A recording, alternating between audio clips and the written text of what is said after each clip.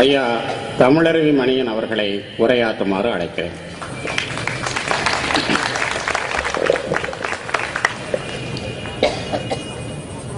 அன்பு தலைவர் உள்ளிட்ட அனைவரையும் முதலில் வணங்கி மகிழ்கிறேன்.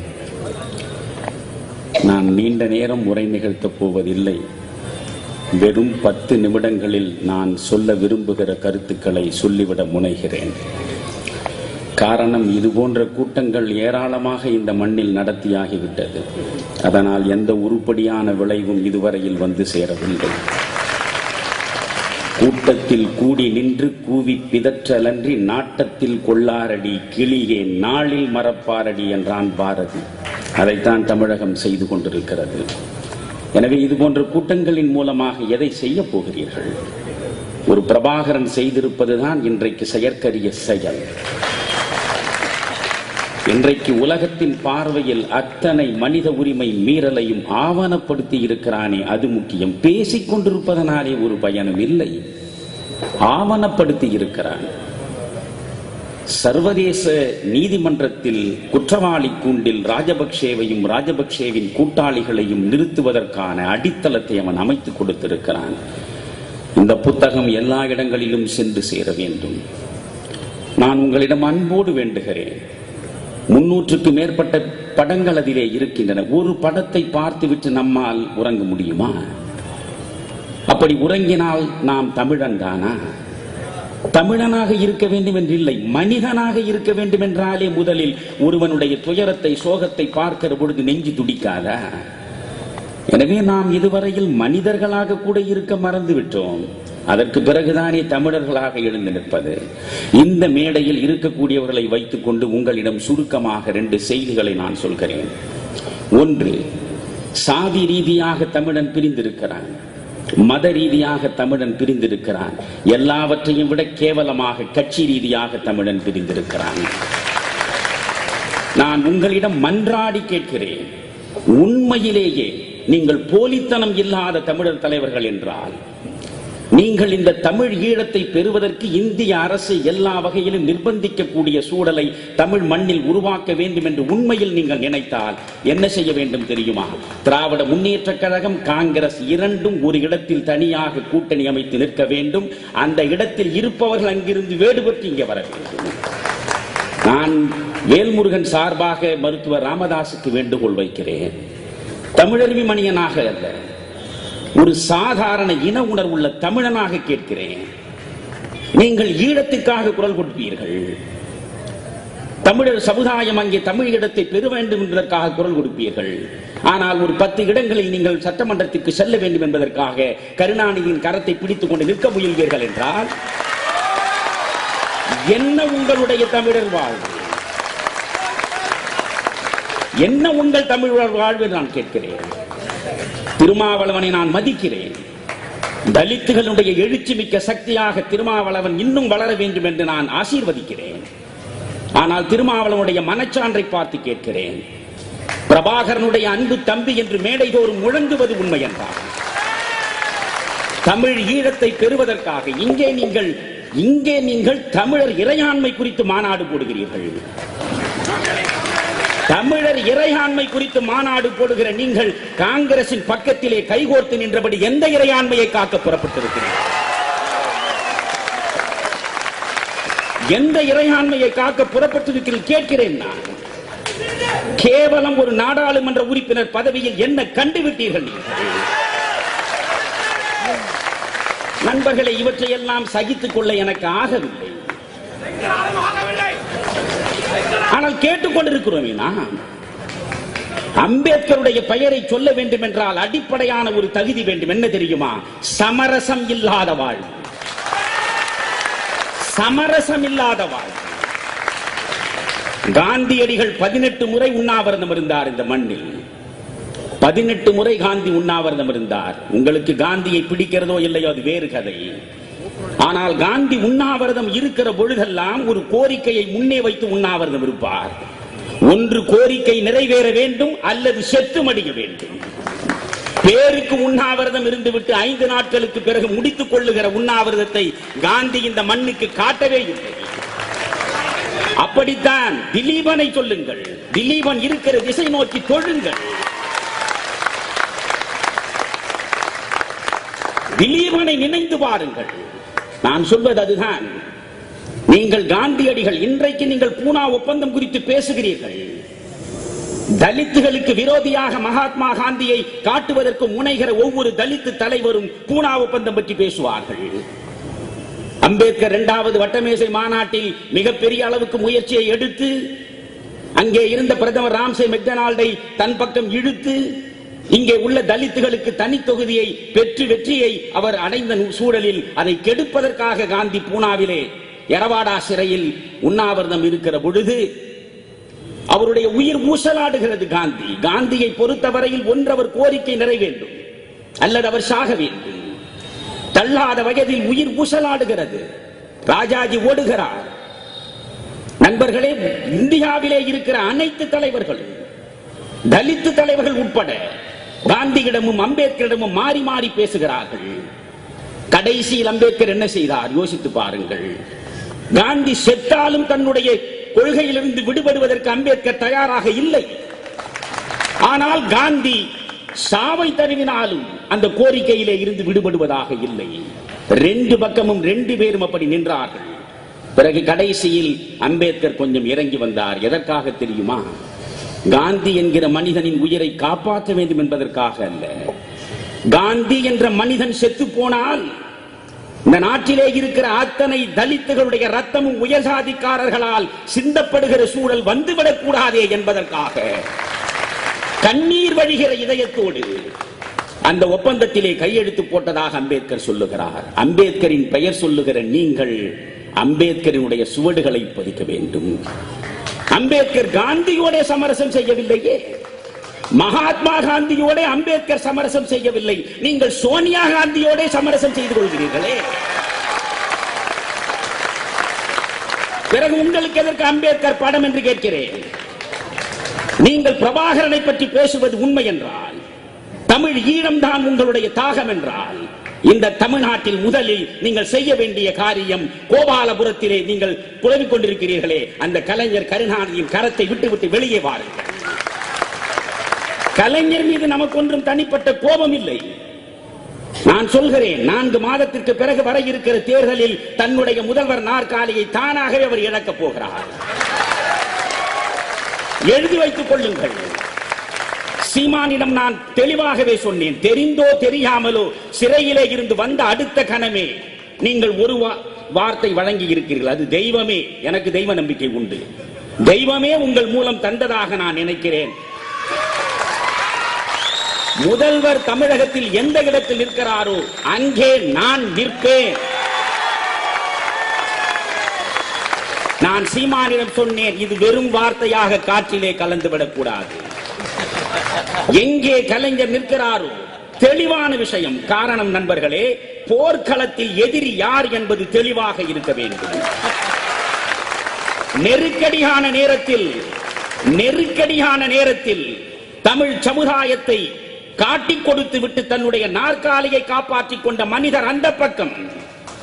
அவருக்கு எதிராக எந்த நிலையிலும் எவ்வளவு சீரழிவை சந்தித்தாலும், எத்தனை சிறைச்சாலைக்கு போவதாக இருந்தாலும், எவ்வளவு இன்னல்கள் இருந்தாலும் இந்த இனத்திற்காக வாழ்வேன் என்று சொல்லுகிற மனிதன் மறுபக்கம். நில்லுங்கள். ஜெயலலிதாவுக்கும் இங்கிருந்து நான் ஒரு வேண்டுகோளை வைக்கிறேன். சீமான் நிற்பது என்று முடிவெடுத்து விட்ட பிறகு அந்த இடத்தில் வேறு எந்த மனிதனும் ஒரு வேட்பாளரை நிறுத்தக்கூடாது. நான் யாரையும் வன்மையான வார்த்தைகளால் பெய்து பேசுகிற வழக்கம் உடையவன் இல்லை. ஆனால் மேடைக்கு மேடை ஜெயலலிதா கருணாநிதியை திருக்குவளை தீய சக்தி என்று சொல்கிறாரே, நான் அப்படியெல்லாம் இழித்தும் படித்தும் பேசுகிற பண்பு உடையவன் இல்லை. ஆனால் ஒரு தீய சக்தி என்று நீங்கள் உண்மையிலேயே சொல்வதாக இருந்தால் அந்த தீய சக்தி அகற்றப்பட வேண்டும் என்பதுதான் உங்களுடைய கனவு என்றால் சீமானுக்கு பின்னாலே அத்தனை பேரும் நிற்கட்டும். சீமான் பொது வேட்பாளராக நிறுத்தப்பட வேண்டும். இது ஒன்று. அடுத்து மிக முக்கியமானது, எனக்கு என்ன தெரியுமா, ஜெர்மனியினுடைய இரும்பு மனிதனாக போற்றப்பட்டவன் பிஸ்மார்க் மிக தெளிவாக சொன்னான், one should not fight on two fronts என்று. ஒரே நேரத்தில் 2 எல்லைகளில் நின்று போரிடக்கூடாது என்றான்.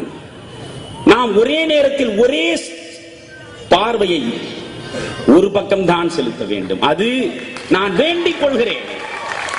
நான் கடவுளை எல்லாம் வேண்டுகிறேன், எந்த காரணம் கொண்டும் காங்கிரஸ் திமுகவை விட்டு வந்துவிடக் கூடாது என்று.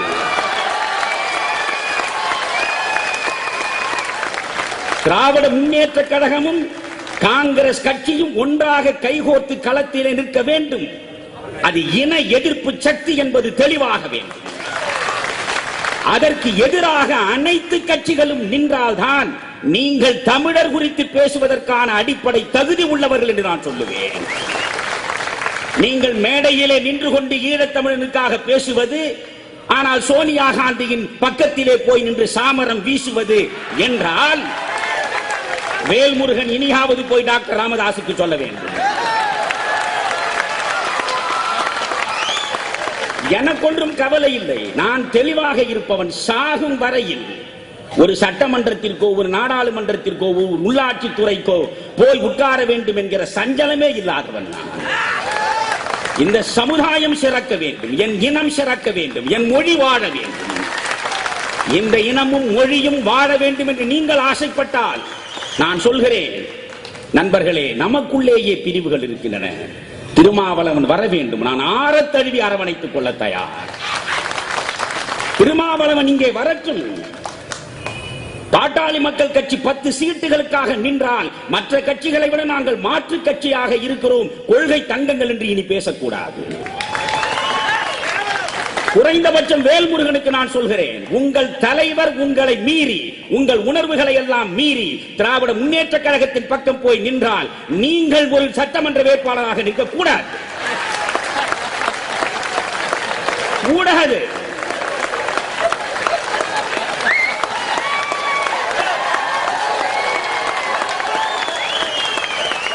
பிறகு என்ன? பிறகு என்ன? ஆளுக்கு ஒரு பேச்சு பேசுவதற்கு என்ன கோமாளி மேடையா? எனவே நான் நிறைவாக சொல்கிறேன், ராமதாஸ் அவர்களே, உங்கள் தாள் பணிந்து கேட்கிறேன். எவன் தாளையும் நான் பணிந்து பழக்கம் கிடையாது எனக்கு, என் பெற்றவர்கள் தாளை தவிர. என் அம்மாவை தவிர உலகத்தில் யாரையும் அம்மா என்று சொல்லி எனக்கு பழக்கமே கிடையாது. நான் ஐயா என்று அனைவரையும் சொல்லுவேன். நான் ஒரு முறை மூப்பனார் கேட்டார், நீங்கள் எல்லாரையும் ஐயா என்று சொல்லுவீர்களா? ஆம். உங்களை மட்டும் நான் ஐயா என்று சொல்வதில்லை ஐயா.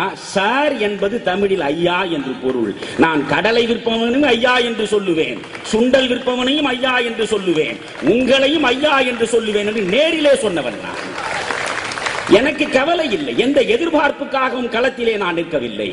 அதனால் சொல்கிறேன், நான் இப்பொழுது இந்த இனத்துக்காக தாழ் பணிந்து கேட்கிறேன். ராமதாஸ் அவர்களே, உங்களுக்கு 10 சீட்டு முக்கியமா அல்லது இந்த இனத்தினுடைய மான உணர்வு காக்க வேண்டும் என்கிற கடமை முக்கியமா? முக்கியம் என்றால் இங்கே வாருங்கள்.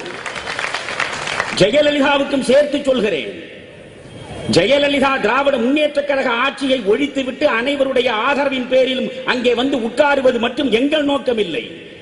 நான் இந்த நாற்காலியில் வந்து உட்கார்ந்தால் கருணாநிதி எந்த சமூக கடமையை செய்ய தவறினாரோ அந்த கடமையை நான் செய்வேன் என்று ஜெயலலிதா சத்தியம் செய்ய வேண்டும். தமிழ் ஈழம் கிடைப்பதற்கான அத்தனை சாத்திய கூறுகளையும் இங்கே இருந்தபடி மத்திய அரசின் மூலமாக நிர்பந்தித்து அதற்கான பணிகளை நான் முனைப்போடு செய்வேன் என்று சத்தியம் செய்ய வேண்டும் ஜெயலலிதா. இல்லை என்றால் காட்சி மாறும், ஆட்சி மாறாது. என்ன நடக்கும்? திராவிட முன்னேற்ற கழகம் ஆட்சி நாற்காலியில் இருந்தால் கலைஞருடைய குடும்பம் பிழைக்கும். ஜெயலலிதா ஆட்சி நாற்காலியில் வந்தமர்ந்தால் சசிகலாவின் குடும்பம் சுரண்டும். இரண்டுக்கும் நடுவில் நட்டப்படுபவன் யார்? நாம் தானே நண்பர்களே. ஆனால் இந்த முறை சீமானும் நானும் பேசுகிற பொழுது கூட தெளிவாக சீமான் சொன்னார், நான் அதை வழிமொழிந்தேன். யார் வர வேண்டும் என்பது இந்த தேர்தலில் முக்கியம் இல்லை, யார் இருக்கக்கூடாது என்பதுதான் இந்த தேர்தலில் முக்கியம்.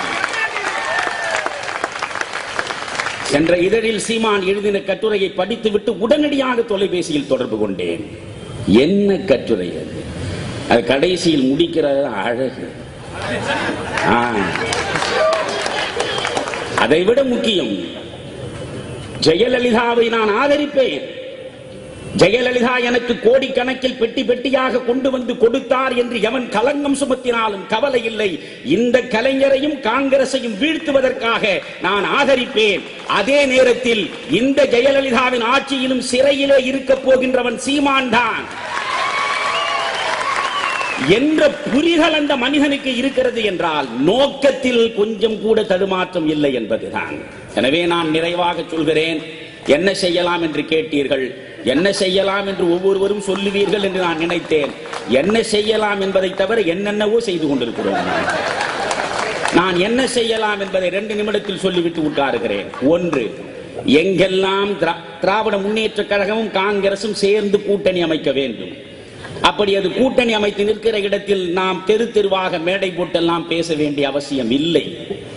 பேச வேண்டிய அவசியமே இல்லை. மேடை பேச்சுக்கு எந்த மரியாதையும் இல்லை நண்பர்களே. பேச வேண்டியதில்லை. நாம் அனைவரும் பேச வேண்டியதற்கு மாறாக பிரபாகரன் நம்மிடம் ஒரு ஆயுதத்தை கொடுத்திருக்கிறார். இந்த 300க்கும் மேற்பட்ட படங்களில் பார்த்தாலே இருதயத்தை கிழித்து குருதி வெள்ளம் வெளியே வருகிறார் போல் இருக்கிற ஒரு 30 படங்களை தேர்ந்தெடுப்போம். அந்த 30 படங்களை ஒன்றாக சேர்த்து இலவசமாக ஒரு தொகுதியில், ஒரு சட்டமன்ற தொகுதியில் 1 லட்சம் பேரிடம் வீடு வீடாக சென்று கொடுத்து பாருங்கள். நகரத்திலே இருக்கக்கூடிய தமிழன் மனசாட்சியை விற்றவன், நகரத்திலே இருக்கக்கூடிய தமிழன் நுகர்பொருள் கலாச்சாரத்திற்கு அடிமையாகி போனவன். ஆனால் கிராமத்திலே உள்ளவன் இருதயத்தில் இன்னமும் ஈரம் இருக்கிறது. ஈரம் இருக்கிற அந்த கிராமத்து தமிழனிடம் நீங்கள் சென்று சேர்க்கவில்லை. எனவே நாம் செய்வோம்.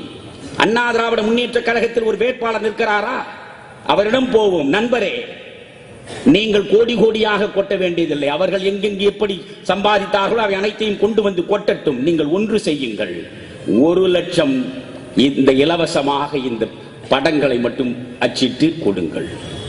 கொடுங்கள். நாங்கள் இன வெறுப்பை உருவாக்கவில்லை. ஒரு இனத்திற்கும் இன்னொரு இனத்திற்கும் எதிராக வெறுப்பை விதைத்தால் தான் குற்றம். ஒரு மொழிக்கும் இன்னொரு மொழிக்கும் இடையே ஒரு வேறுபாட்டை உருவாக்கினால்தான் குற்றம். ஒரு சாதிக்கும் இன்னொரு சாதிக்கும் இடையிலே பிரச்சனைகளை உருவாக்கினால்தான் குற்றம் தேர்தல் களத்தில். ஆனால் என்னுடைய இனம் விழுந்து கிடக்கிறது. என் இனம் ஒரு இடத்திலே அழிந்தது. அந்த அழிவை கொண்டு போய் மக்களிடம் காட்டுவதில் தேர்தலில் எந்த சட்டமீறலும் கிடையாது, எந்த விதிமீறலும் கிடையாது.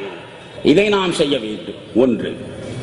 இரண்டாவது முக்கியமானது, இதை சொல்லி நான் விடைபெறுகிறேன். மீண்டும் மீண்டும் நான் பார்த்து கொண்டே இருக்கிறேன் மௌன பார்வையாளனாக. சின்ன கடை சந்திலும் ஒத்த கடை வீதியிலும் தான் நாம் பேசிக் கொண்டிருக்கிறோம். இதனால் என்ன பயன்? நீங்கள் வடபுலத்திலே இருக்கக்கூடியவர்கள் எந்த தலைவனுக்காவது இந்த தமிழ் ஈழம் குறித்து தெளிவான ஒரு பார்வை உண்டா? தெளிவான ஒரு பார்வை வடபுலத்திலே உள்ளவர்களுக்கு உண்டா? நான் எதையும் வெளிப்படையாக சொல்கிறேன். ஒன்று, நாளைக்கே நீங்கள் தனி தமிழ்நாடு வாங்கிவிடப் போகிறீர்களா? எல்லாரும் முத்துக்குமார் ஆகிவிட முடியுமா? தனி தமிழ்நாடு நாம் வாங்க போவதில்லை. நாம் 1000 தமிழ் தேசியம் பேசிக் கொண்டிருக்கலாம். இந்த தமிழ்நாட்டிலே இருக்கக்கூடிய 6.5 கோடி தமிழர்களில் ராஜபக்சே வருகிற பொழுது ரத்தன கம்பள விரிப்பை நடத்தி வரவேற்பு கொடுத்து விருந்துண்ண செய்த நிலையில், காமன்வெல்த் விளையாட்டு நடக்கிற பொழுது சிறப்பு விருந்தினராக வரவழைத்த நிலையில், இந்த தமிழ்நாட்டிலே இருந்த 6.5 கோடி தமிழனும் எங்கே போய் தொலைந்தான்? மாநாட மயிலாடவில் மனமகிழ்ந்து கிடந்தான், தொலைக்காட்சியிலே தொலைந்தான். இவனை அப்படியெல்லாம் நீங்கள் உசுப்பி விட்டு ரதகஜ துரக பதாதிகளோடு படை நடத்தி மத்திய அரசுக்கு எதிராக போர் நடத்தி நீங்கள் தனி தமிழ்நாடு பெற்றுவிடப் போகிறீர்களா? ஒரு நாளும் கிடையாது. ஆனால் ஒன்றை நீங்கள் செய்ய முடியும். வடபுலத்திலே இருக்கக்கூடியவர்களை சிந்தியுங்கள், சிந்தியுங்கள். நான் சொல்கிறேன், இந்தியாவிலே தான் நான் இருக்கிறேன், இந்திய தமிழனாக இருக்கிறேன். ஆனால் இந்திய தமிழனாக இருப்பதற்கு என் இன உணர்வை நான் பறிகொடுக்க வேண்டிய அவசியம் இல்லை. என் மொழி பற்றை நான் இழக்க வேண்டிய அவசியம் இல்லை. நான் என்ன செய்ய வேண்டும்? நீங்கள் தயவு செய்து யோசியுங்கள். இன்றைக்கு காங்கிரசுக்கு எத்தனை பேர் இருக்கிறான்? 204 நாடாளுமன்ற உறுப்பினர்கள் தான் காங்கிரஸ் கட்சிக்கு இருக்கிறார்கள். 543 நாடாளுமன்ற உறுப்பினர்களில் காங்கிரசின் பக்கம் இருப்பவர்கள் 204 பேர். அப்படி என்றால் 300க்கும் மேற்பட்டவர்கள் காங்கிரஸ் கட்சி அல்லாத நாடாளுமன்ற உறுப்பினர்கள். அவர்களிடம் நாம் இதுவரையில் சென்று பேசினோமா? ஒரு முறை டெஸ்மா மாநாடு நடந்தது. மாவீரன் நெடுமாறன் பேசிவிட்டு போனார். நெடுமாறனை போன்றவர்களுடைய முயற்சியில் அன்றைக்கு டெஸ்மாவுக்கு தலைவராக இருந்தவர் தான் இன்றைக்கு ஆட்சி நாற்காலியில் முதல்வராக அமர்ந்திருக்கிற கலைஞர் அவர்கள். டெஸ்மாவை கூட்டினீர்கள், நோக்கம் என்ன? ஒரு தெலுங்கு தேசம் கட்சியின் ராமாராவை வரவழைத்தீர்கள். வடபுலத்திலே இருக்கக்கூடிய அத்தனை தலைவர்களையும் வரவழைத்தீர்கள். ஈழத் தமிழர் விவகாரம் குறித்தவர்களுக்கு தெளிவுபடுத்தினீர்கள். இன்றைக்கு என்ன நடக்கிறது? சென்ற முறை தமிழ்நாட்டினுடைய பாரதிய ஜனதா கட்சியின் தலைவராக இருந்த சி.பி. ராதாகிருஷ்ணன் என்னுடைய நெருங்கிய நண்பர். அப்பொழுது நாடாளுமன்றத்தில் பாரதிய ஜனதா கட்சி ஆட்சி நடக்கிறது. அத்வானி துணை பிரதமராக இருக்கிறார். நான் ராதாகிருஷ்ணனை கேட்டேன். ராதாகிருஷ்ணன் சொன்னார், துணை பிரதமராக இருக்கின்ற அத்வானியிடம் நான் தமிழ்நாட்டில் பாரதிய ஜனதா கட்சியை வளர்க்க வேண்டும் என்றால் கொஞ்சம் தமிழ் இன உணர்வோடு சேர்த்து நாம் செயற்பட்டால் தான் சரியாக இருக்கும். இந்த ஈழ பிரச்சனையில் நாமும் ஆதரவு கொடுக்க வேண்டும் என்று சொன்னேன். அதற்கு அத்வானி சொன்னார், இங்கிருந்து பிழைக்க சென்றவர்கள் அங்கே பிழைக்க வழி இல்லை என்றால் அவர்கள் அங்கிருந்து வந்துவிட வேண்டியது தானே, நாம் என்ன தடுக்கிறோமா என்று கேட்டார். இதுதான் ஒரு நாட்டின் துணை பிரதமராக இருந்தவருக்கே உள்ள புரிதல். இவர்களுக்கு புரிய வைக்க நாம் முயன்றோமா? எனவே நான் சொல்கிறேன், பிரபாகரன் ஒரு அற்புதமான செயலை செய்திருக்கிறார். இந்த படங்களுக்கு கீழே வெறும் தமிழிலே அவர் எழுதவில்லை, வெறும் தமிழில் இல்லை, கீழே ஆங்கிலத்தில் ஒவ்வொன்றையும் மொழிபெயர்த்திருக்கிறார். 1956 தொடங்கி இன்று வரையில் கிரோனாலஜிக்கல் ஆர்டர், கால வரிசைப்படி நடந்த அத்தனை அத்துமீறல்களையும் ஆங்கிலத்திலே பட்டியல் போட்டிருக்கிறார். இவற்றை நாம் இங்கிருந்து கொண்டு போவோம். அத்வானியை பார்ப்போம், நிதிஷ்குமாரை பார்ப்போம், லாலு பிரசாத்தை பார்ப்போம், மாயாவதியை பார்ப்போம். யாரெல்லாம் காங்கிரசுக்கு குழி தோண்ட காத்திருக்கிறார்களோ அவர்கள் அனைவரையும் பார்ப்போம். அவரிடம் உண்மைகளை பேசுவோம். இந்திய வெளிவிவகார கொள்கையை மாற்றி அமைப்பதற்கான முயற்சிகளை மேற்கொள்ளுவோம். நாடாளுமன்றத்தில் இந்த ராஜபக்சேவை ஒரு சர்வதேச குற்றவாளியாக நிறுத்த வேண்டும் என்று குறைந்தபட்சம் ஒரு தீர்மானத்தை கொண்டு வருவதற்காவது நாம் முயல்வோம். இவற்றையெல்லாம் நாம் செய்வதற்கு முதலில் நாம் ஒன்றாக இருக்க வேண்டும். அதனால் நான் சொல்கிறேன், வெறும் மேடை போட்டு ஏமாற்றாதீர்கள். இங்கு ஒரு பேச்சு அங்கு ஒரு பேச்சாக நிற்காதீர்கள். தேர்தல் களத்திற்கு ஒரு அணி, பிறகு ஈழத்தமிழனுக்கு குரல் கொடுப்பதற்கு ஒரு அணி. இதுதான் இந்த தமிழ் சமுதாயத்தை பீடித்திருக்கிற மிகப்பெரிய பிணி. இந்த பிணி அகல வேண்டும். முழுக்க முழுக்க தமிழ் இன உணர்வுள்ள ஒரு கூட்டணி உருவாக வேண்டும். அந்த கூட்டணி காங்கிரஸ் திமுகவை ஆணி வேரோடு அகற்றுவதற்கான வேலையில் ஈடுபடுவதற்காக நீங்கள் என்ன செய்ய போகிறீர்கள் யோசியுங்கள். நன்றி, வணக்கம்.